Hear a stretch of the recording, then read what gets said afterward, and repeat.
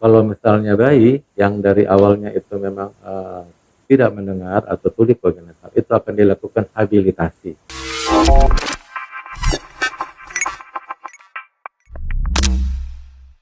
Rumah Sakit Umum Pusat Profesor Kando, Profesor Dr. Rumbayan Kando. Rumah Sakit Pendidikan Rujukan Nasional, terpercaya masyarakat luas.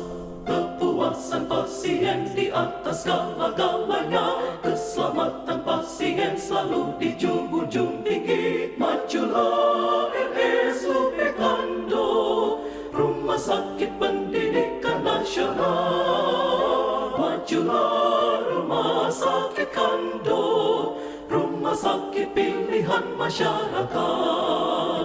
Majulah RSUP Kando, Rumah Sakit Pendidikan Nasional. Majulah Rumah Sakit Kando, rumah sakit pilihan masyarakat. Halo Sobat Sehat, pemirsa Ikonik Kando yang kami cintai.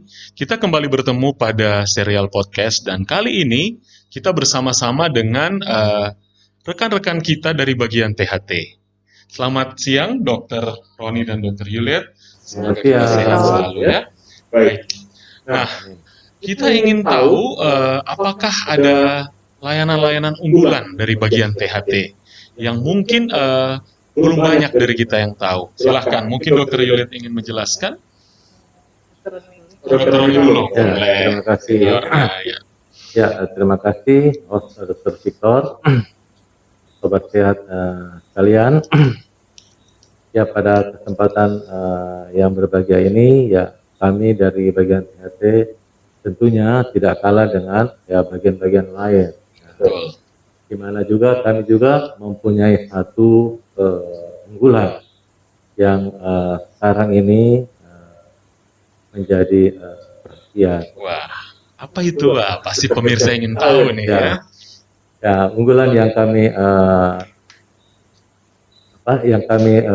siapkan adalah pusat diagnostik dan deteksi gangguan pendengaran pada masyarakat tentunya. Sudah berapa lama dok kira-kira layanan ini di Kando? Ya, sebenarnya pelayanan ini dimulai pada pertengahan 2019.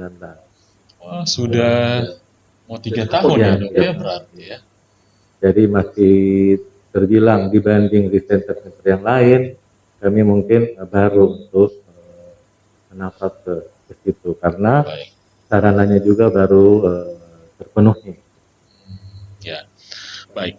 Jadi karena sudah hampir 3 tahun berarti sudah cukup banyak pasien yang terlayani dengan alat ini.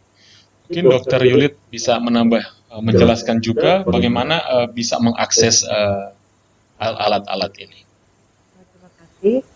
Dari THT, alat-alat semua yang ada, alat-alat pemeriksaan pendengaran, itu semua masuk ke BPJS. Jadi, setiap pasien yang datang ke poli THT, jika diperlukan untuk dilakukan pemeriksaan pendengaran, baik pada bayi, anak-anak maupun orang dewasa, dilayani oleh BPJS.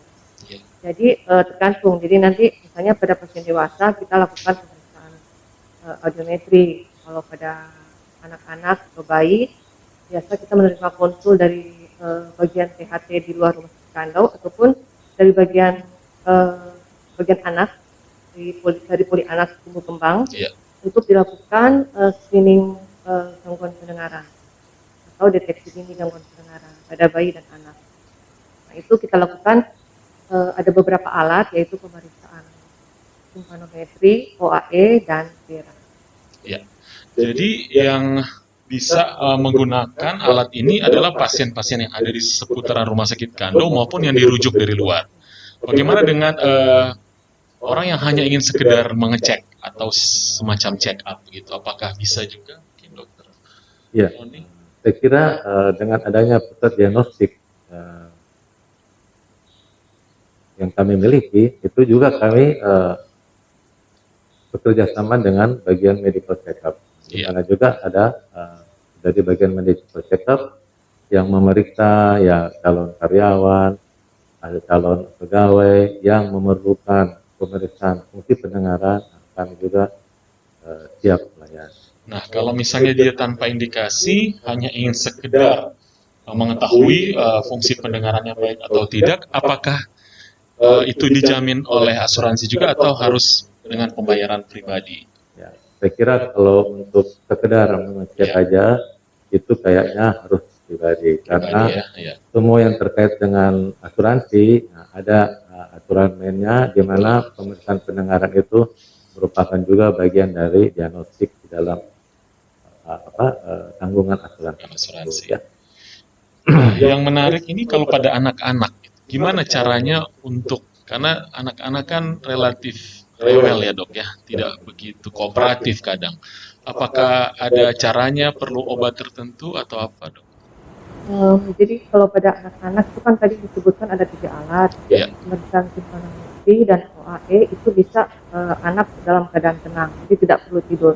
Betul. Tapi kalau pemeriksaan DERA, anak harus dalam keadaan tidur. Ya.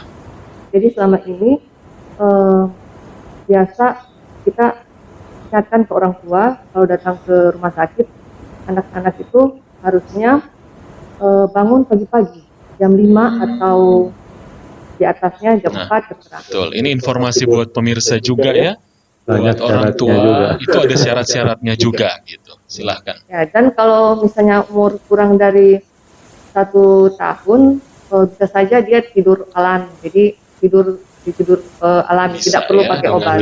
Ya. Peluk dulu Ya, tapi kalau sudah 1 tahun biasanya agak susah, jadi kita bantu dengan menggunakan obat chlorhydrat. Ya. 50 mg per kilogram berat badan. Sama kayak kita ya di echo anak ya, Dokter David. Biasa kita campur dengan surplus supaya tidak pahit. Ya. Setelah itu, setelah tidur baru ada tahapan-tahapan kita untuk melakukan pemeriksaan DERA. Ya.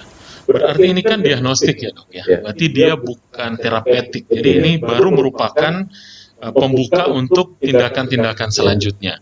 Nah, sejauh mana alat diagnostik ini bermanfaat buat terapi selanjutnya dok, sejauh ini dari pengalaman pasien-pasiennya? Ya, tentunya hasil dari diagnostik ini itu akan menentukan apa the next tindakan selanjutnya terhadap pasien-pasien yang mengalami problem pendengaran. Nah, salah satu tindakan selanjutnya, kalau misalnya bayi yang dari awalnya itu memang tidak mendengar atau tuli kongenital, itu akan dilakukan habilitasi. Nah, habilitasi itu adalah memperbaiki fungsi pendengarannya sehingga bayi tersebut bisa merespon bunyi dan bisa mengerti apa yang bunyi yang dia dengar. Itu namanya habilitasi.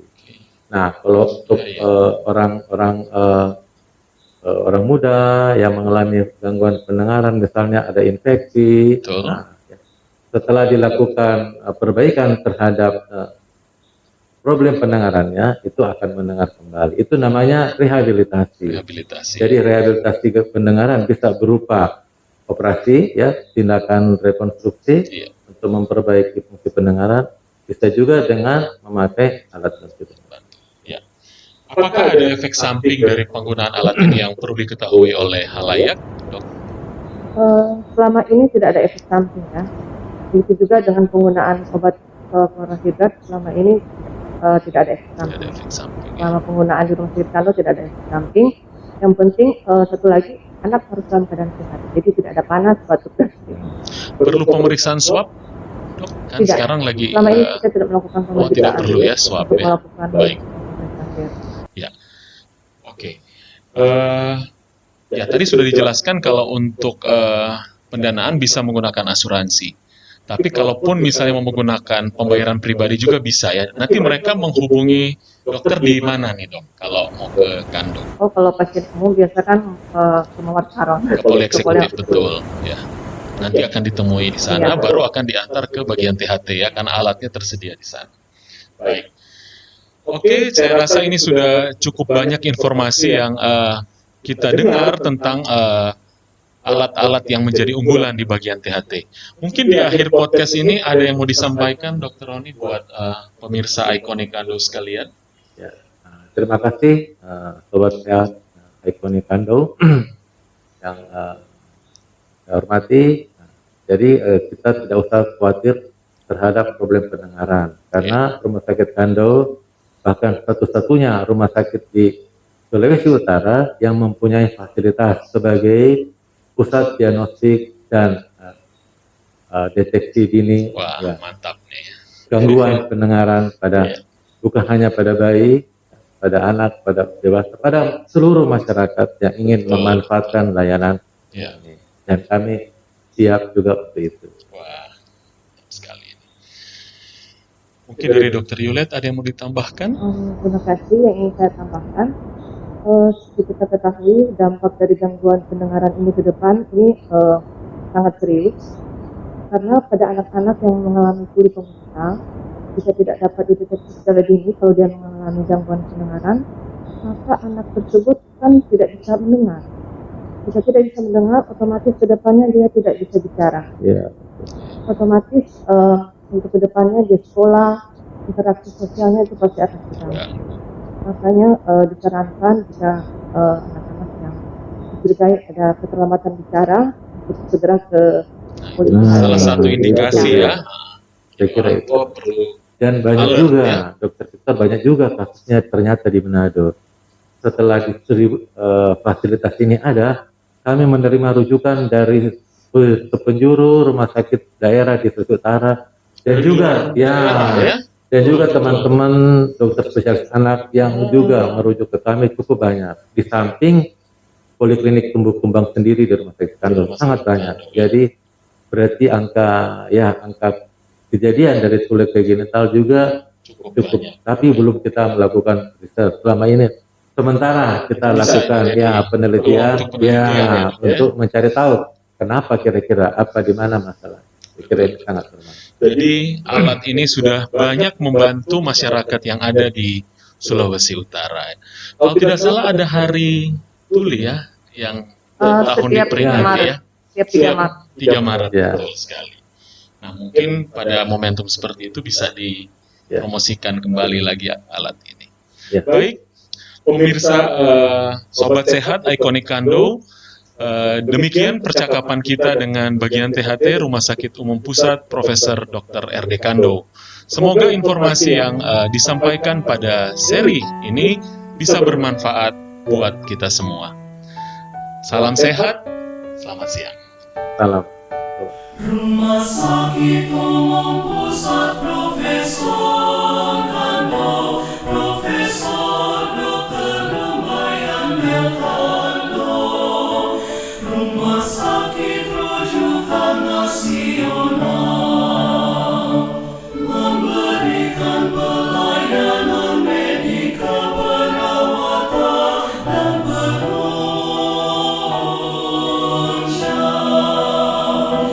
meningkatkan pendidikan pelatihan dan penelitian, meningkatkan akuntabilitas pengelolaan keuangan,